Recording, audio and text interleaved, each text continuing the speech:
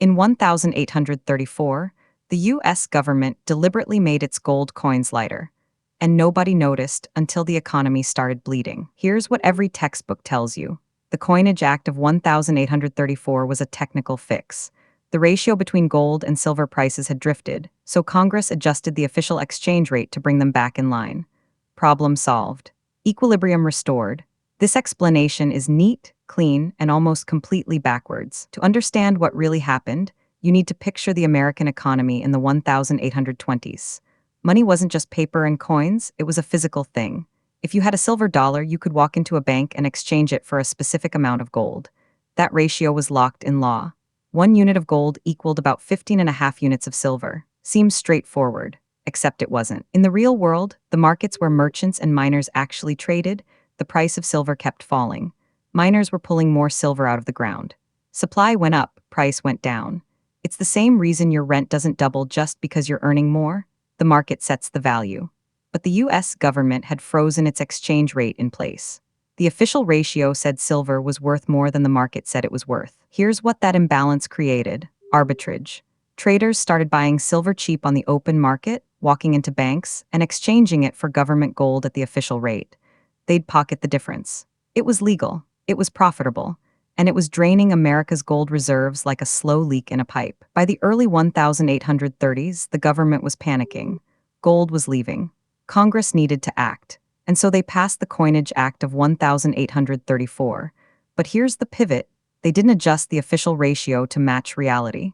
They did the opposite. They changed what a gold coin actually was. Before 1834, the gold dollar weighed a specific amount, about 27 grains of pure gold. Congress reduced that weight to about 25. 8 grains.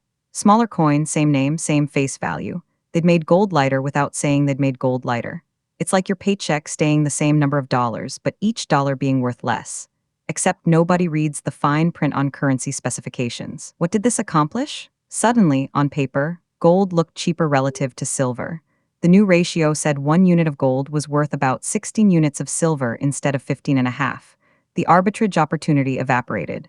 Traders stopped exchanging silver for gold.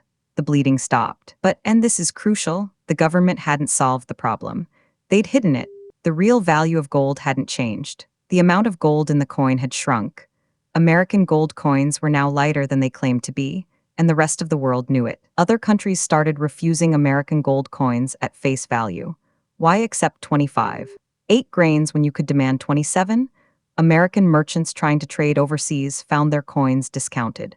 The U.S. had cheated on its currency without admitting it, and now it was paying the price in reputation. This is where the currency war part kicks in. Britain had its own gold standard. France had its own.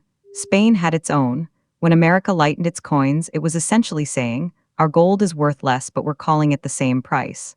That's a form of currency devaluation. It makes your exports cheaper and imports more expensive. It shifts wealth from savers to debtors. Other nations couldn't ignore it. If American goods suddenly became cheaper because American gold was lighter, their own manufacturers would lose business. They'd face pressure to lighten their coins too, and some did. What started as a quiet adjustment in 1834 America became a cascade of debasements across Europe and the Atlantic. The real lesson isn't about gold or silver specifically. It's about what happens when a government tries to solve a market problem by changing the definition of the product instead of accepting the market signal. The market was telling America, your silver is worth less than you think. The government's answer was, we'll make our gold worth less instead and call it a technical adjustment. It worked in the short term. Gold stopped flowing out, but it created a currency that nobody fully trusted. American coins were lighter, foreign coins were lighter, and international trade became a guessing game about what metal you were actually holding. The 1834 Act is often remembered as just another technical fix in monetary history, but it's actually a textbook case of how governments respond to pressure, not by acknowledging reality, but by redefining the terms. It's a pattern that repeats. When one currency weakens, others follow. When trust erodes, systems fragment. The Coinage Act of 1834 didn't cause a war, not the shooting kind. But it did expose something crucial about how money works. It's not just metal or paper. It's an agreement. The moment governments start changing the terms of that agreement without saying so openly, the agreement itself becomes fragile. That fragility rippled through the 1800s. Confidence in gold standards wavered. International trade required constant verification and recalculation. What should have been simple, one coin equals X amount of metal, became complicated because governments had made it complicated. They'd bent the rules, and everyone knew it. So the next time you hear about technical adjustments to currency or monetary policy, remember 1834. Sometimes the technical adjustment is the story. Sometimes what's being adjusted is trust itself. Understanding how money actually works and how governments reshape it is how you see through the language and spot what's really happening. This video is for educational and informational purposes only and is not financial advice. Always do your own research. Subscribe to get the real story behind the financial systems shaping your world.